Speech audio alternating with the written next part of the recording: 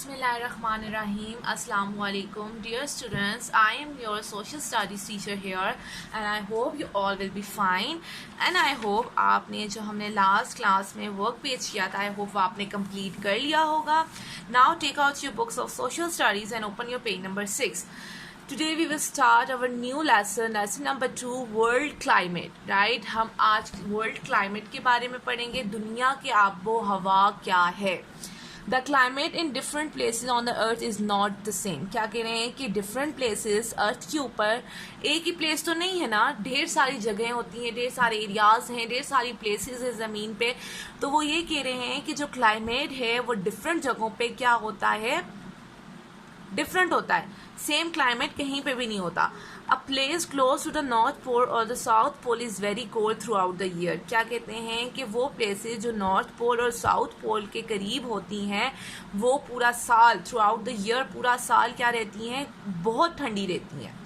A place close to the equator is usually very hot throughout the year. अब जो equator के नज़दीक areas होते हैं, प्लेसेस होती हैं, वो क्या होती हैं, बहुत गर्म होती हैं थ्रू आउट द ईयर पूरा साल.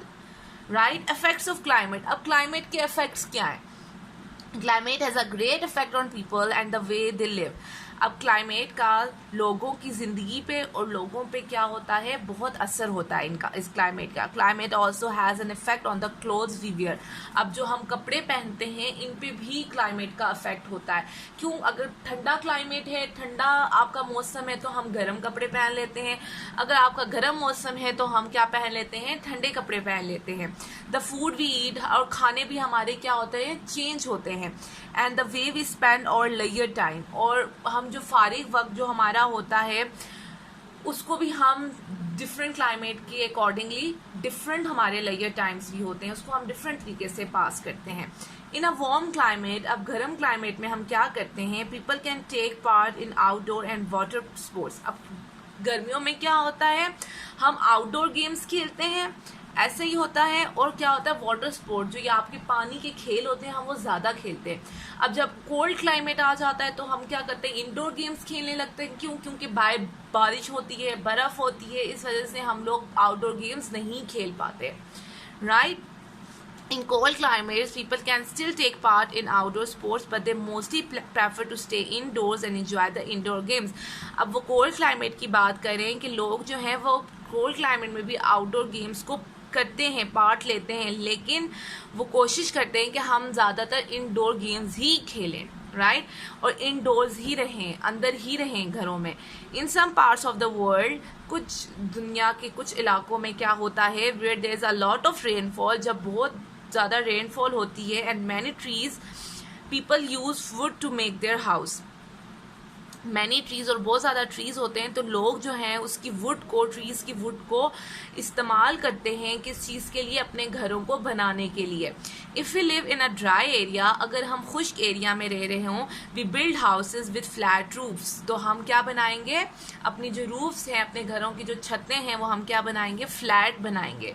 Right. In places that receive a lot of snow और रेन, और वो जगहें जहाँ पे बहुत ज़्यादा बारिश और बहुत ज़्यादा बर्फ़ होती है, the houses are build with sloping roof so that rain and snow can run straight off. तो हम कौन सी कैसी छतें बनाएंगे, स्लोपी बनाएंगे. ये स्लोपी बनाएंगे ताकि जो बर्फ़ है या आपकी जो रेनफॉल है वो इजीली क्या हो सके, वाइप आउट हो सके, स्ट्रेट आउट जो है वो जा सके.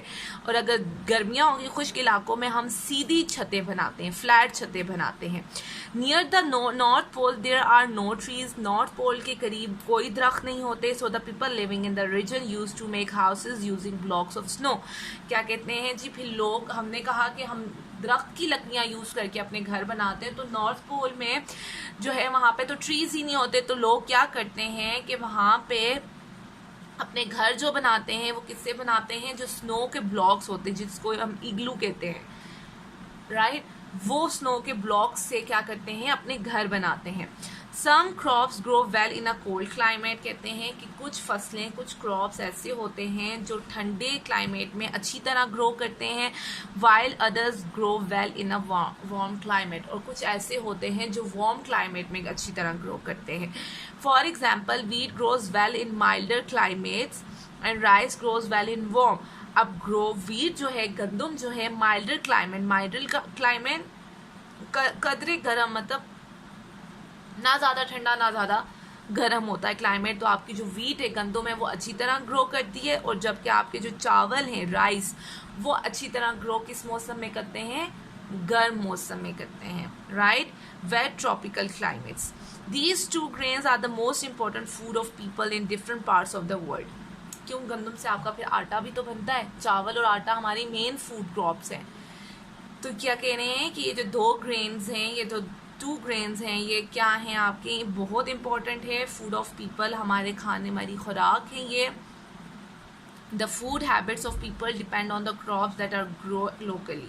जो हम खाना खाते हैं, जो हमारी हैबिट्स हैं, फूड हैबिट्स, वो डिपेंड करती हैं हमारी उन क्रॉप्स पे जो लोकली उगती हैं, ग्रो करती हैं, राइट। टेम्परेचर्स, अब टेम्परेचर्स क्या हैं।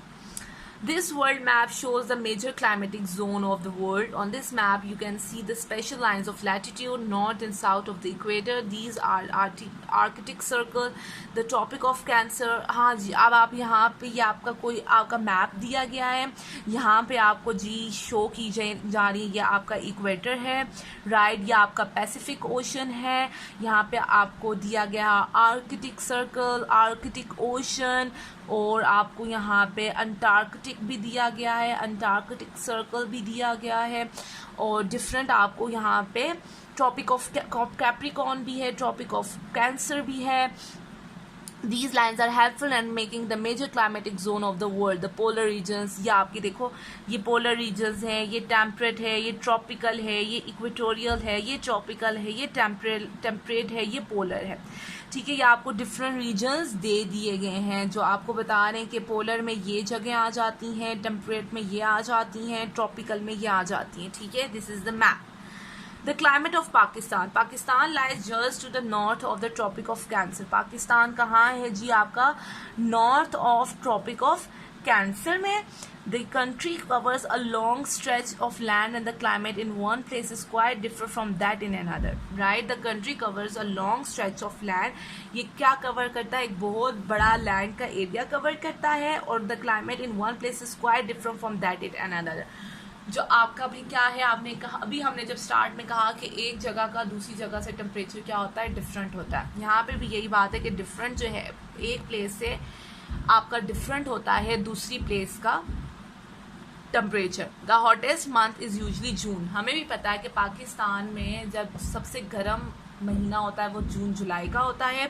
The average temperatures and the total annual rainfall for a few cities are given below. हाँ जी, अब यहाँ पे कुछ जगहें बताई हुई हैं, और यहाँ पे साथ उन्होंने बताया हुआ है कि आपकी टेम्परेचर क्या होता है और आपकी एनुअल रेनफॉल कितनी होती है, राइट। जैकबाबाद में जनवरी में आपका टेम्परेचर 15.1 होता है, जबकि जून में 36.9 होता है, और यहाँ पे बारिश 110.4 mm होती है, मिलीमीटर। क्वेटा में जनवरी में -2 होता है और जून में 25।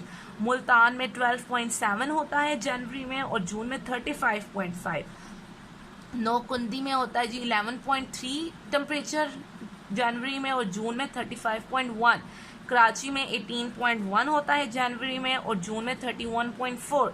लाहौर में 12.8 होता है जनवरी में, और 33.9 होता है जून में। पेशावर में 11.2 होता है जनवरी में, और 33.1 होता है जून में। मरी में 3.7 जनवरी में होता है, और 20.6 जून में होता है, right. The figures given the table on page number 8 are average temperatures. Some places have very severe winters and temperatures can drop very low. अब यहाँ पे जो आपको temperatures बताए गए हैं, कुछ जगहों पे बहुत ज़्यादा ठंड होती है, severe ठंड होती है, और टेम्परेचर क्या होता है, बहुत कम हो जाता है। For example the temperature in Quetta, अब आप क्वेटा की देखो ये माइनस में है, तो ये क्या है, एज लो एज -16 डिग्री। इसका मतलब है यहाँ बहुत ठंड होती है जनवरी में। Temperatures in the summer can also be well above the average. Jacobabad once recorded a temperature of 53 degrees centigrade and many weather stations have recorded temperature above 49 degree, right? अब क्वेटा में जैकबाबाद में देखें तो क्या टेम्परेचर है जी, 53 डिग्री सेंटीग्रेड एक दफ़ा record किया गया था, और बहुत सी जगहों पे बहुत मुख्तलिफ जो है आपका स्पेशली 49 डिग्री 40s और 50s में ही होता है गर्मियों में, राइट। अब warm wet climate, a hot dry climate. Warm wet climate और यह हॉट ड्राई क्लाइमेट है। To get a good picture of the climate of a place, we also have to study the amount of rainfall, the direction and frequency of winds. Right अब क्या होता है कि हमें किसी भी स्टडी क्लाइमेट की पिक्चर को स्टडी करने के लिए हमें पता होना चाहिए कि कितने अमाउंट की रेनफॉल है, क्या डायरेक्शन है और क्या फ्रीक्वेंसी है विंड की, the amount of water vapour and the air and other factors. हमें इन फैक्टर्स को देखना होता है. The climate is influenced by many things. आपका जो क्लाइमेट है वो बहुत सी चीज़ों से अफेक्ट होता है. हिल्स और mountains can stop rain from falling in some places. Hills और माउंटेन्स जो हैं आपके वो रेन को स्टॉप करते हैं बहुत सी जगहों पे कि रेन ना हो. Strong winds can bring rain clouds to some areas. अब जो स्ट्रॉन्ग विंड्स हैं, जो आपकी तेज़ हवाएं होती हैं, वो क्या करती हैं, कुछ एरियाज़ में रेन क्लाउड्स लेके आती हैं. High up in the mountains it is very cold. अगर हम माउंटेनियस एरियाज़ पे जाते जाएं तो वहाँ पे मौसम क्या होता है, बहुत ठंडा होता है. So even a place close to the equator can be cold if it is in the mountains. क्या कहते हैं, इक्वेटर की जो प्लेसेस हैं वो भी ठंडी हो सकती हैं अगर वो माउंटेन्स के करीब होंगी.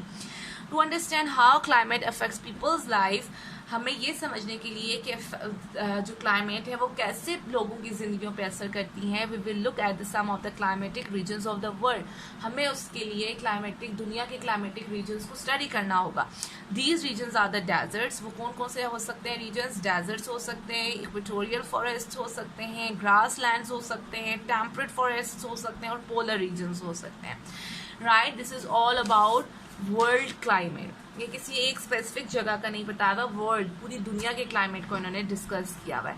Now what you have to do is class 5 you have to study this chapter at home. Right, आप इसको अच्छी तरह समझें और इसको स्टडी करें, तब फिर हम जो नेक्स्ट क्लास में हैं सोशल स्टडीज़ की, फिर हम उसमें ईजिली अपने क्वेश्चन आंसर्स और वर्क पेज सॉल्व कर सकेंगे. Right, this is all for today. Thank you.